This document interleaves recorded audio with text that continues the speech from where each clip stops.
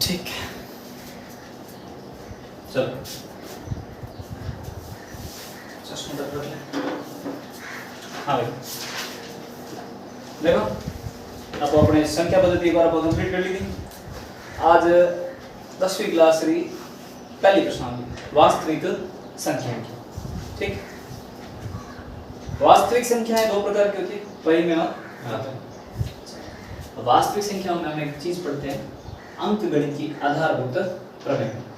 ठीक है, अंकगणित की आधारभूत प्रमेय पढ़ने से पहले अपन ने दो चीजों को विभाजन करी थी, याद होता है प्राकृत संख्या में भाज्य और अभाज्य। ठीक है, सबसे पहले आपने बात सीख देखा। देखो भाई, मैं लिखियो 1 2 3 4 और की लिखियो 5। ठीक, सबसे पहले मैंने बोला कि जिस संख्या के केवल और केवल कितने गुणनखंड हो, 2, यानी जिस संख्या में या तो उस खुद का भाग जाए या फिर एक का भाग जाए, तो वो कौन सी संख्या होती है? अभाज्य। कौन सी होती है? अभाज्य।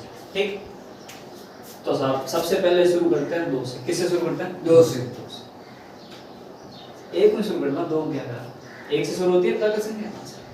1 के अंदर 1 का खुद का जाता है और किसका जाता है? किसी का नहीं जाता। 2 के अंदर 2 का खुद का जाता है और किसका जाता है? 1 का। 3 के अंदर 3 का खुद का जाता है और किसका जाता है? 1 का। 4 के अंदर 4 का खुद का जाता है, 2 का। 2 का भी जाता है और किसका जाता है? 1 का। 5 के अंदर 5 का खुद का जाता है और किसका जाता है? 1 का। 6 का खुद का जाता है, 2 का भी जाता है, 3 का भी जाता है और किसका जाता है? 1 का। चलो, हमने कब दो परिभाषाएं पढ़ी थी, भाज्य और अभाज्य। जिसके अंदर केवल खुद का भाग जाए और एक का भाग जाए, अभाज्य संख्या होती है। और जिसके अंदर खुद का, एक का और किसी एक्स्ट्रा संख्या का भाग चला जाए, तो वो कैसी संख्या होती है? भाज्य। ठीक, तो सबसे पहला जिसके अंदर दो वाले जोड़े हो तो सब क्या हो जाएगी? अभाज्य। यानी कि ये कौन सी हो जाएगी? अभाज्य। कौन सी हो जाएगी? अभाज्य। ये भी कौन सी हो जाएगी? अभाज्य। 3 भी कैसी है? अभाज्य। 4 अभाज्य है क्या? नहीं। 4 कैसी है? भाज्य। 4 कैसी है? भाज्य। 3 के साथ। 5 कैसी है? अभाज्य। सही बात है। और 6 कैसी है? भाज्य। कैसी है? भाज्य। क्योंकि देखो 6 में 6 का जा रहा है, 2 का जा रहा है, 3 का जा रहा है, 1 का जा रहा है। अपन को 2 चाहिए, तो इधर कितने आ गए? 4। कौन सी हो जाएगी? भाज्य। तो साहब 2 अभाज्य, 3 अभाज्य, 4 अभाज्य, 5 अभाज्य और 6 भाज्य। 1 का क्या करें? तो 1 ना तो भाज्य है ना ही क्या है? अभाज्य। कोई समस्या? यहां तक सबको क्लियर है? ठीक है, तो इससे 2-3 क्वेश्चन बनते हैं, ध्यान से सुनना। अगर वो पूछ ले, ठीक है, देखो सबसे छोटी अभाज्य संख्या कौन सी? 2। सबसे छोटी अभाज्य संख्या कौन सी? 2। सम अभाज्य संख्या कौन सी? 2। सम अभाज्य संख्या कौन सी? 2। क्योंकि इसके बाद में जितनी भी सारी संख्या उसके अंदर 2 का भाग तो जाता है भाई, 2 की विभाज्यता वाली सारी जाती है। ठीक, सबसे छोटी विषम अभाज्य संख्या कौन सी? 3। ठीक है, तो इससे सबसे छोटी भाज्य संख्या कौन सी होगी? 4। कौन सी होगी? 4 हो गई। सबसे छोटी भाज्य संख्या कौन सी? 4। तो सबसे छोटी विषम भाज्य संख्या कौन सी होगी? 4। हाँ, कौन सी होगी? 9। देखो भाई, 4 के बाद 5 आता है, अभाज्य। 6 भाज्य है लेकिन ये कौन सी? सम है। 7 अभाज्य, 8 भाज्य है लेकिन वो सम संख्या है, तो 9 कौन सी हो जाएगी? सबसे छोटी विषम भाज्य संख्या। सबसे छोटी विषम भाज्य संख्या। और सबसे छोटी सम भाज्य संख्या कौन सी हो जाएगी? 4। अब सबसे छोटी भाज्य संख्या भी कौन सी होगी? 4। अभाज्य संख्या सबसे छोटी 2। सम अभाज्य संख्या कौन सी? 2। और विषम अभाज्य संख्या कौन सी? 3। कोई समस्या? नहीं। ठीक, इतना ध्यान है। अब अपने और एक ना तो भाज्य है और ना ही अभाज्य। अब सबसे पहला टॉपिक आता है आपके पास, जिसका सवाल एक तो अपने इसमें से सवाल बनेगा, बना दे क्या भरोसा? ठीक है, कि भाई सबसे छोटी सम अभाज्य या अभाज्य संख्या बताओ। 1 नंबर का सवाल दे दिया। ठीक, अब दूसरा सवाल, किस टाइप के सवाल बनते हैं? सारे टाइप हम कंबाइन करते हैं। अंकगणित की आधारभूत प्रमेय। पहला टॉपिक, प्रत्येक भाज्य संख्या को अभाज्य संख्याओं के गुणनफल के रूप में लिखा जा सकता है तथा यह गुणनफल अभाज्य गुणनखंडों के आने वाले क्रम के बिना अद्वितीय होता है। इसका सीधा सा मतलब क्या है? ये सीधा सा मतलब क्या है कि भाई जो अपनी भाज्य संख्या है नहीं, बिन आपे अभाज्य संख्या रे गुणनखंड के रूप में लिख सको कौन कर लिख सको आपे थोड़ा ध्यान दो जैसे मैंने इसको क्या लिखा 4 सबसे छोटी भाज्य संख्या कौन सी 4 अभाज्य संख्या के रूप में हम इसको लिख सकते हैं और अभाज्य संख्या के रूप में लिखने के लिए हम क्या करते हैं अभाज्य गुणनखंड क्या करते हैं अभाज्य गुणनखंड करते हो तो आप पिछले क्लास में किया भी होगा ना अभाज्य गुणनखंड करते हैं देखो 4 का अभाज्य गुणनखंड सबसे पहले छोटी संख्या से बात करें सबसे छोटी अभाज्य संख्या कौन सी 4 या 2 4 या 2 कौन सी है 2 तो 4 तो अपने आप पड़ी है ठीक सबसे छोटी अभाज्य संख्या कौन सी 2 4 के अंदर 2 का भाग कितनी बार गया 2 ठीक है फिर 2 में 2 का भाग कितनी बार गया और जैसे 1 आता है हमारा अभाज्य गुणनखंड रुक जाता है ठीक है यानी कि इस 4 को आपने क्या लिखा 2 गुणा 2 तो अब देखो आपकी ये जो अंकगणित की आधारभूत प्रमेय है ये इस अभाज्य गुणनखंड का रूप ले रही है देखना कि किसी प्रत्येक भाज्य संख्या को अभाज्य संख्या के गुणनफल के रूप में लिखा जा सकता है और ये क्रम तो ठीक है भाई क्रम 2 को आगे पीछे करो कोई फर्क नहीं पड़ेगा 4 का अभाज्य गुणनखंड तो यही रहने वाला है ना इसके अलावा कुछ होगा क्या वही है कि भाई ये यूनिक होगा 4 कोई भी भाज्य संख्या होगी ना उसका अभाज्य गुणनखंड यूनिक होगा क्रम आगे पीछे कर लो कोई फर्क नहीं पड़ेगा यानी कि प्रत्येक भाज्य संख्या को अभाज्य संख्या के गुणनफल के रूप में लिखा जा सकता है 4 कैसी संख्या भाज्य किसके रूप में लिखा 2 गुणा 2 और 2 कैसी संख्या अभाज्य भाज्य संख्या को अभाज्य संख्या के गुणनफल के रूप में लिखा जा सकता है और इससे हमारे पास क्या आया अभाज्य गुणनखंड कोई समस्या यानी अभाज्य गुणनखंड आप लोग कर सकते हो ना तो एक अभाज्य गुणनखंड करो आप 24 का अभाज्य गुणनखंड करते हैं किसका करते हैं 24 सबसे पहले ध्यान दो किसी भी संख्या का हमें अभाज्य गुणनखंड करना है और अभाज्य गुणनखंड करना आपको आना भी चाहिए आगे आप एलसीएम एचसीएम निकालोगे उसमें भी काम आएगा ठीक है अब जैसे सबसे पहला लाइन बनाए 24 के अंदर किसका भाग दे रहा है सबसे छोटी बात अभाज्य संख्या कौन सी 2 कितनी बार जाएगा 12 बार कितनी बार जाएगा 12 फिर 2 का भाग कितनी बार जाएगा 6 बार फिर 2 का भाग कितनी बार जाएगा ठीक अब 3 में 3 2 का तो नहीं जाएगा किसका जाएगा 3 बार कितनी बार 1 बार यानी कि आपने 24 को लिखा क्या 24 बराबर 2 गुणा 2 गुणा 2 गुणा 3 2 गुणा 2 गुणा 2 गुणा 3 कोई समस्या भाज्य संख्या को अभाज्य संख्या के गुणनफल के रूप में लिख दिया कोई समस्या है क्या लिखो लिख दिया तो लिख दी थी पहले अच्छा हम लिखा होगा तो लिख दिया ये लिख दो ये दोनों लिखो 4 और 24 का अभाज्य गुणनफल लिख दो यानी कि एक सवाल और कंप्लीट होगा अगर वो पूछ ले कि भाई अंकगणित की आधारभूत प्रमेय लिखो तो आप लिख सकते हो आराम से लिख सकते हो ना ठीक है प्रॉपर साहब लिख दे ठीक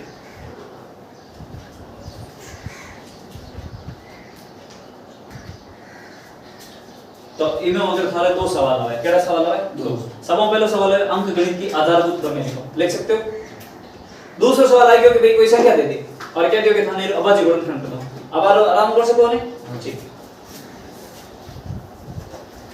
अब आपको एक और मस्त चीज बताते हैं इसमें से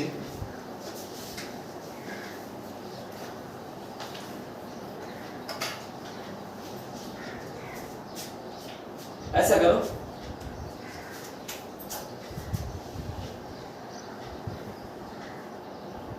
चार सौ ठीक है एक लिख दो अपना 196 400 और 196 सबसे पहला तो ऐसा करो अपनी कॉपी में 400 और 196 का अभाज्य गुणनखंड करो जल्दी करो टाइम सिर्फ 1 मिनट है ज्यादा करो हाँ हमें फटाफट हथियार कर दिया है ये पेन ये हथियार है अरे खतर ना कर ले अरे लिख आराम कर ओए राइटिंग ढंग से जमाइयो हम तो खुद क्यों मारा राइटिंग एडी है बट थे जमाइयो जान हां भाई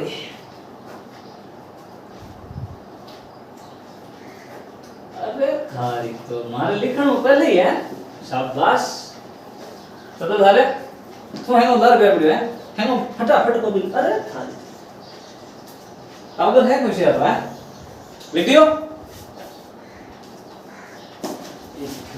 ले शाबाश अगले करो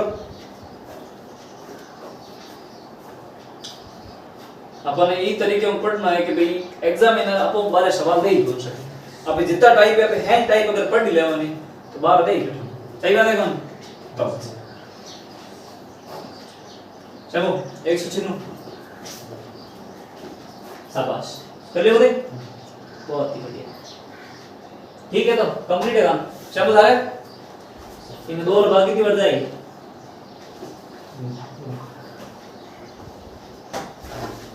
अल्ले थाओ पहले तो शब्द ही कर लियो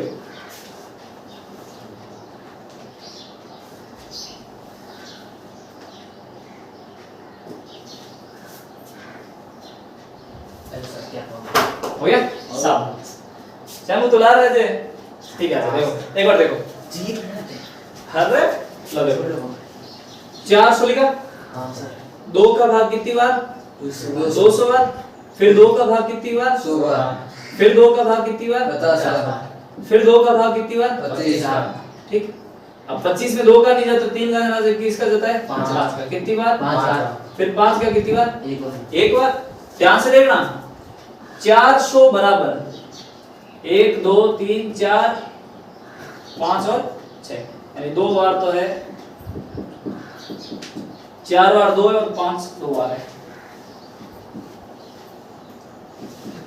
कोई समस्या नहीं सर और 196 वालों के लिए सेम बोल रहे थे 196 ठीक है कहां आए लोग 2 रो भाग कितनी बार 98 बार फिर 2 रो भाग कितनी बार 49 फिर 7 रो भाग कितनी बार 7 बार फिर 7 रो भाग कितनी बार एक बार यानी कि 196 में लिखो भाई 2 गुणा 7 गुणा 7 यहां तक किसी को समस्या है तो बोलो नहीं ठीक है और लगी थी तीनों में चलो अब आप मत सीख लो ये दोनों सवाल आपके पिछले एग्जाम क्वेश्चन पेपर्स में आए थे और आए हुए किस प्रकार है नया टॉपिक देखना अब आज गुणनखंड आप सबने कर लिए अब आज सॉरी वो क्या है अंकगणित के आधारभूत में सब लिख सकते हो एक सवाल वो कंप्लीट हुआ अगर मान लो आपको दे दे 400 196 38 25 या 7429 या कुछ भी दे दे 140 156 196 नॉर्मल चिन्ह मतलब 96 और 196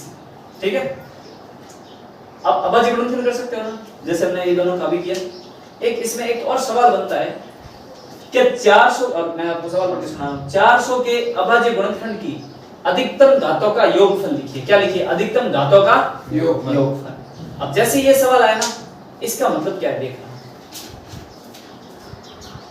आपको कुछ नहीं करना इन सारी संख्याओं को गिनना है 2 की घात 4 5 की घात शाबाश पढ़ते देख ले सब तो पढ़ते देखो भाई 2 की दीवार है 1 2 3 और 4 2 की घात कितना हो गया 4 गुणा 5 कितनी बार है 2 बार है तो 5 की घात आपने कितना लिख दिया 2 यहां तक कोई समस्या ना सर उसने ये बोला कि 400 के अभाज्य गुणनखंड की अधिकतम घातों का योगफल अधिकतम घात आई है 4 और 2 कितनी होगी 6 यानी कि 400 के अभाज्य गुणनखंड की अधिकतम घातों का योगफल कितना हो जाएगा 6 और अपने की मात्रा को ये लिखने करनी होती 2 की घात 4 5 की घात लिखने करनी अपने गिनती क्या करनी अभाज्य गुणनखंड कर लिया गिनो 1 2 3 4 5 और 6 अधिकतम घातों का योगफल कितना हो जाएगा 6 कोई समस्या नहीं सर एक और क्वेश्चन इसी के अंदर 400 के अभाज्य गुणनखंड में 2 की अधिकतम घात बताइए 4 बहुत ही बढ़िया 2 की अधिकतम घात कितनी है 4 हमें की पूछे 2 की दीवारें गिन लो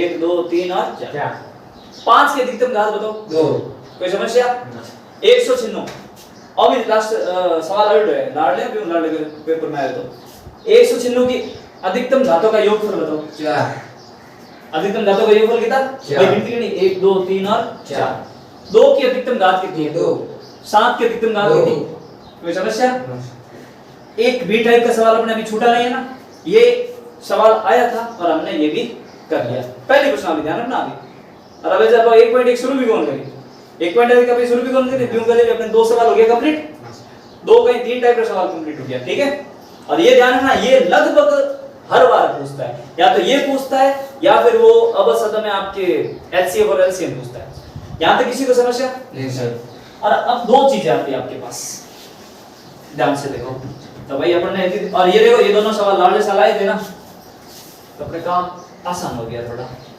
क्योंकि इसके साथ अपना जो पिछले सालों के जो पेपर है ना वो भी हल हो रहा है वो नोट्स में हमने ये सारे सवाल लिखे हुए पड़े नोट्स लिखे थे ना ठीक है अब 2 चीज आती है एक तो आती है HCF और एक आती है LCM। Highest common factor, lowest common multiple. ये तो इंग्लिश नाम हो गया सता एनीवे। हाईएस्ट कॉमन फैक्टर और लोवेस्ट कॉमन मल्टीपल। ठीक, महत्तम समापवर्त्य मसप और लसप लघुत्तम समापवर्त्य। कोई समस्या है भी तो नहीं, ऐसे लिखे हुए हैं यहाँ पर।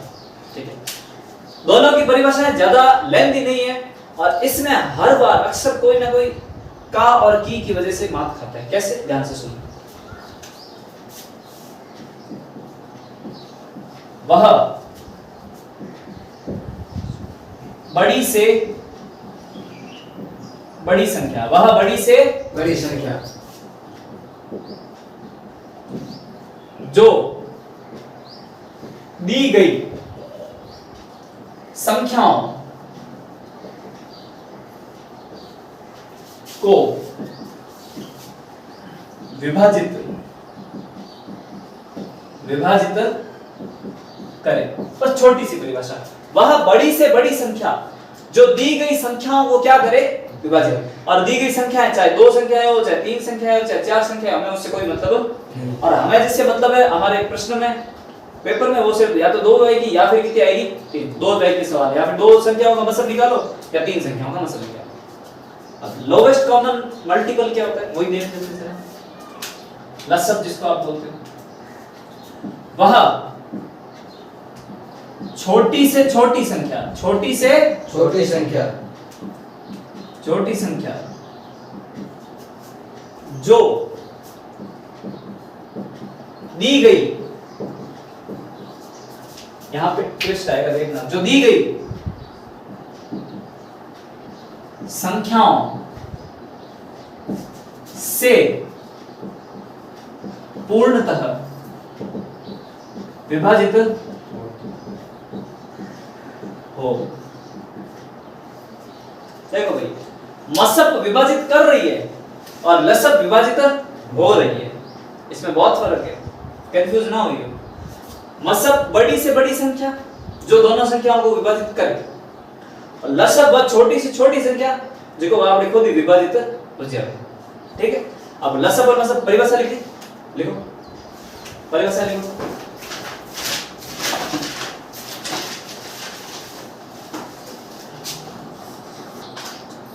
ठीक है, यहाँ बंद होगी से ना सैम्पल लाइन से बात कैसे दे दे बंद है, ले लिख दिया, जल्दी करो रे, हो गया। ठीक है, तो भाई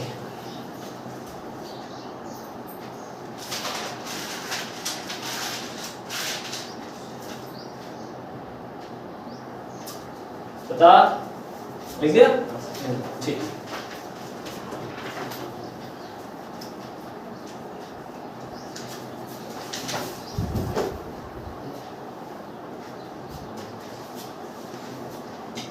मसब की वे वह बड़ी से बड़ी संख्या जो दी गई संख्याओं को विभाजित करे, और लसब की वे वह छोटी से छोटी संख्या जो दी गई संख्याओं से विभाजित हो जाए।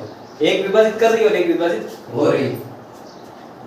चलो जी, उदाहरण लेते हैं। 12 15, 12 और 15। मैंने पूछा 12 और 15 का लसब और मसब ज्ञात कीजिए। आपके पास एक तरीका, देखो भाई मेरे को वो तरीका कन्वीनियंट लगा तो मैं आपको बता रहा हूँ। ठीक है, अभाज्य गुणनखंड द्वारा, और आपको लगभग पेपर में वही मिलेगा, अभाज्य गुणनखंड विधि द्वारा निम्न संख्याओं के लसब और मसब ज्ञात करेंगे। तो अपन अभाज्य गुणनखंड विधि द्वारा ही लसब और मसब ज्ञात करेंगे। अब अभाज्य गुणनखंड करना है तो सबों पहले तो कहां करना, अभाज्य करना आवे करो। 12 में 2 रो बाकी कितनी बार गयो, 6 बार, फिर 2 रो कितनी बार गयो, 3 बार, फिर 3 रो कितनी बार गयो, 1 बार, यानी ठीक है 12 बराबर 2 गुना 3। कहां लिखियो 2 गुना 3। कोई समस्या नहीं सर। ना तो अपन कर ली 15, 3 रो बार कितनी बार, 5 बार, फिर 5 रो बार कितनी बार, 1 बार, यानी कि 15 को आपने लिखा 3 गुना 5। यहाँ तक किसी को समस्या नहीं सर। कोई समस्या नहीं। नहीं यार। इसी तरह आराम हो गया यार। अब देखो लसब और मसब, कुछ भी नहीं करना। पहले तो मसब लिखे तो पछे बोलो सब लिखे तो आने लिख दो।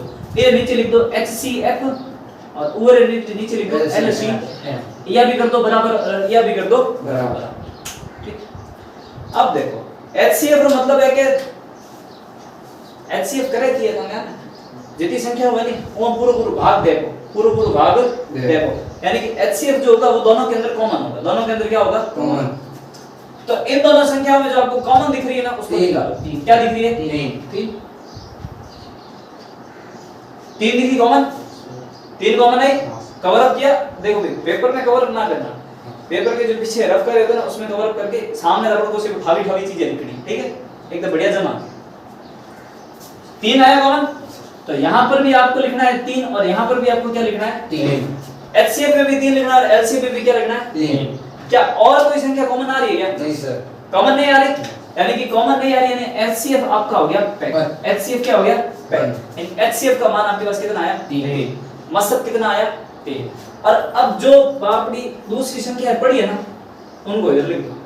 यहां पे क्या है? 2। फिर क्या है? 2। फिर क्या है? 5। लिख दो। यहां पे पड़ी है ना, खाली लिख दो। लसब में ये सारी संख्याएं साथ में आएंगी। गुणा 2 गुणा 2 गुणा क्या आ जाएगा? 5। और कुछ संख्या बची क्या? नहीं। 3 दूनी 6, 6 दूनी 12, 12 पंजो 60, यानी कि लसब का मान आपके पास कितना आया? 60। यहां तक किसी को समस्या? नहीं सर। नहीं। अब देखो भाई यहां पर अपन लिखते हैं, देखना भाई ए होगी 12 और आ होगी 15। यहां तक किसी को समस्या नहीं? 3 का लिखोगे यहां पर, 3 का लिखोगे और 60 कहां लिखोगे? यहां। अब देखना मसब ये तो क्या हो गया आपके पास HCF और ये क्या हो गया? LCM। ठीक है, थोड़ा इनका संबंध देखना। वह बड़ी से बड़ी संख्या जो दी गई संख्याओं को पूर्णतः विभाजित करे, वही हमने लिखा था। और वह छोटी से छोटी संख्या जो दी गई संख्याओं से पूर्णतः विभाजित हो जाए। ठीक है, 3 है, 3 का भाग 12 में पूरा जाता है, 3 का भाग 15 में भी पूरा जाता है। इससे कोई भी बड़ी संख्या बता लो जिसका मान 12 और 15 दोनों में पूरा भाग चला जाए। 4 12 में जाएगा, 15 में नहीं जाएगा। 5 15 में जाएगा, 12 में नहीं जाएगा। 6 12 में जाएगा, 15 में नहीं जाएगा। ये 3 सबसे बड़ी संख्या है, अगर 3 से छोटी संख्या कह दूं तो 1 हो जाएगी। एक ऐसी संख्या है जिसका सारी संख्याओं में भाग पूरा जाता है। अगर मान लो मैं ये बोलता कि यहाँ पर कुछ भी कॉमन नहीं है, कुछ भी कॉमन नहीं आ रहा, ठीक है, जब कुछ भी कॉमन नहीं आता गुणा में तो आप क्या कॉमन लेते हो? 1। यानी इधर अगर कुछ भी कॉमन नहीं आता तो HCF की जगह क्या लिख देते? 1। और LCM में सारी चीजें गुणा करके कहां लिख देते? LCM। कोई समस्या? नहीं सर। ठीक है, यानी कि 3 का पूरा भाग 12 में भी जा रहा है और कहां पे भी जा रहा है? 15 में। HCF परिभाषित करो, अब वो LCM। बहुत छोटी से छोटी संख्या जिसमें दी गई दोनों संख्याओं का पूरा भाग चला जाए, यही है। 12 का भाग 60 में पूरा जाता है, 12 5 60। 15 का भाग 60 में कितनी बार जाता है? 4 बार पूरा जाता है। 60 से कोई भी छोटी संख्या बता दो जिसमें 12 और 15 का पूरा भाग चला जाए, कोई है क्या? नहीं। तो अपने पास ये हिसाब क्लियर हुआ कैसे करना है। सबसे पहले अगर आपको ये बोलते हैं कि निम्न संख्याओं का अभाज्य गुणनखंड विधि द्वारा लसब और मसब ज्ञात कीजिए, हेंगो पहले काम की ज्ञात करना अभाज्य गुणनखंड, पछे अभाज्य गुणनखंड करे ये प्रकार लिखना है। ठीक है, और बाद में की लिखना लसब और मसब। आपको उसमें लसब और मसब जो भी पूछे आप इधर लिख सकते हो। अब मेरे ख्याल से दोनों लिखो, तो उसके बाद में दो लसब या मसब, लसब मसब लिखो। फिर देखो जो कॉमन आए उनको एक बार लिखना सब में, और कुछ कॉमन आए तो और गुणा के रूप में लिख दोगे। कुछ कॉमन नहीं है तो HCF हो जाएगा आपका पैक, और फिर बाकी वाली संख्या आप किस में लिख दोगे? लसब। कंप्लीट है ना? ताला लिख दो तो कौन करे? ना सर। ठीक। एक और प्रकार का सवाल अपने होता है कंप्लीट। एक और प्रकार का सवाल अपने क्या होता है? कंप्लीट। चलो कंप्लीट करो नहीं तो देखा एक चीज भले बताओ। कंप्लीट करो, हावड़ी करो, है कि नहीं? है नहीं? ले अपने का नोट्स कर गया। देखो पहले अपनो परिचय वाला नोट्स हम दिनोड़ा है। हां सर। हमें वो पहले वास्तविक संख्या हम दिनोड़ी है। ठीक है। अंकगणित आधारभूत प्रमेय होगी, लसब मसब हो गया। ठीक है,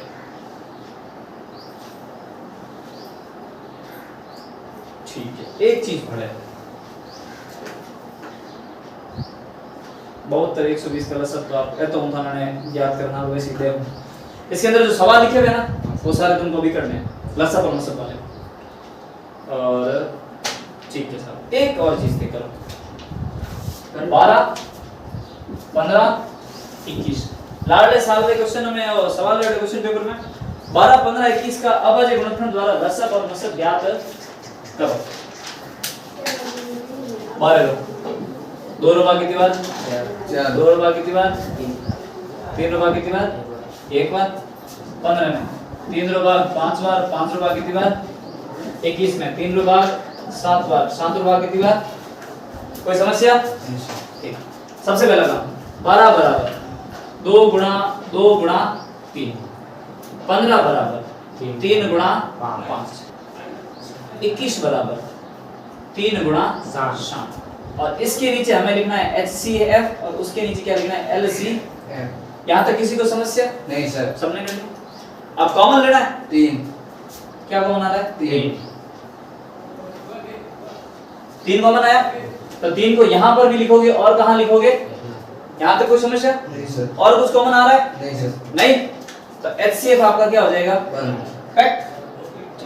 और बाकी ऊपर क्या बचा 2 गुणा 2 इधर क्या बचा गुणा 5 इधर क्या बचा 7 3 दूनी 6 400 400 420 420 3 दूनी 6 6 दूनी 12 12 15 60 और 60 साते 420 420 यानी कि लसब तो कितना आया 420 और मसब आपके पास कितना आया 3। कोई समस्या नहीं सर कर लिया था हाँ सर फिर कॉपी लिख देना हाँ सर ठीक है। अगला देखिए ये अपने भाई मैं आपको वही सवाल करवा रहा हूं जो आपके पिछले सालों के क्वेश्चन पेपर में आ रखे हैं और अपने जैसे 1.1 है ना उसके भी तो सवाल बनते हैं ना बनते हैं कि नहीं बनते ठीक है। पहला कौन सा 140 फिर 156 फिर कौन सा 38 25 है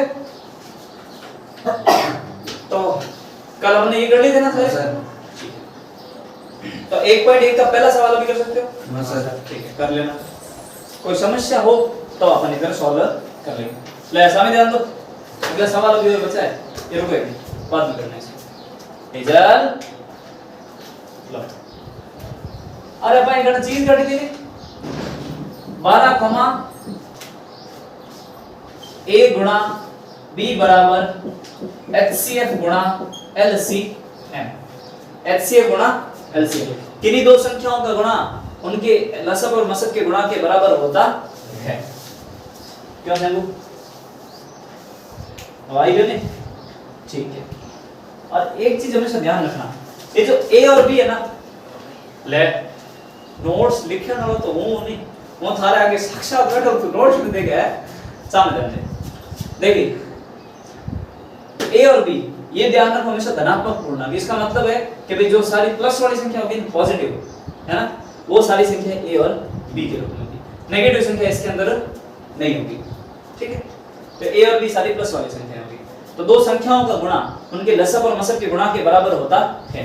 तो पिछले साल अपने एक क्वेश्चन आया था ऑब्जेक्टिव वो क्वेश्चन क्या था कि यदि दो संख्याओं का लसब और मसब बराबर है तो वो दोनों संख्याएं कैसी होती है। तो याद रखना एक नोट करके लाइन भी लिख देना क्या दो समान संख्याओं का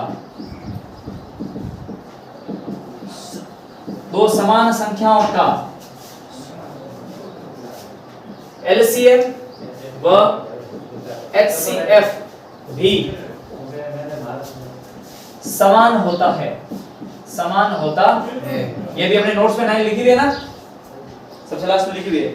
दो समान संख्याओं का लसब और मसब भी आपस में क्या होता है बराबर होता है। ये ध्यान रखना पिछले साल अपने एक ऐसा सवाल है ये बेसिक से सवाल निकल के आते हैं ध्यान रखना ठीक है। तो अगर सर देख लिया नोट्स हाँ सर दो समान संख्याओं का HCF व LCM भी समान होता है। यहाँ तक किसी को समस्या नहीं सर। अब जैसे ये लाइन लिख दी क्या ना सर देखो ये लाइन लिखो जल्दी से और ये भी लिख देना A, B बराबर HCF गुणा LCM और इसको बॉक्स के अंदर कवर अप कर लेना।